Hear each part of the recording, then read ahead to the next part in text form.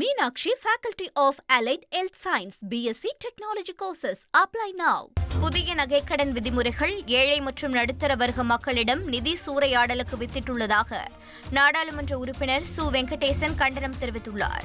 மதுரை மாவட்டத்தில் நடைபெற்ற பத்திரிகையாளர் சந்திப்பில் கலந்து கொண்ட அவர், புதிய நகைக்கடன் விதிமுறைகள் காரணமாக தனியார் நிதி நிறுவனங்கள் லாபம் பார்ப்பதாக குற்றம் சாட்டினார்.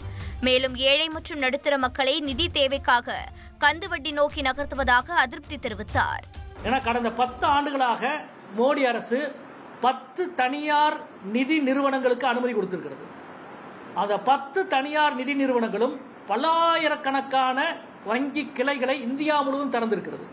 எனவே வங்கி பொதுத்துறை வங்கிகள், கூட்டுறவு வங்கிகள், விவசாய வங்கிகள், கிராமப்புற வங்கிகளினுடைய மக்களை கொண்டு போய் நேரடியாக தனியார் நிதி நிறுவனங்களிடம், நுண்நிதி நிறுவனங்களிடம் அல்லது கந்துவட்டிக்காரர்களிடம் கொண்டு போய் தள்ளுகிற இந்த மோசமான அறிக்கையை 100% திரும்ப பெற வேண்டும் என்பதை மீண்டும் நாங்கள் வலியுறுத்திக் கொள்கிறோம். நிதி சூறையாடலுக்கு இந்தியா தள்ளப்பட்டிருக்கிறது.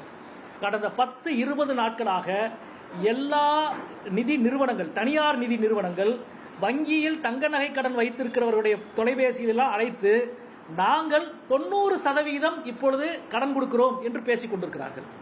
அதாவது ரிசர்வ் பேங்க் நகை கடனை 80%லிருந்து 75% குறைக்குது. தனியார் நிதி நிறுவனங்கள் 80%லிருந்து 90% கூட்டுறாங்க. இது திட்டமிட்ட ஒரு வேலையாக நாங்கள் பார்க்கிறோம். Meenakshi, Faculty of Allied Health Science, BSc Technology courses. Apply now.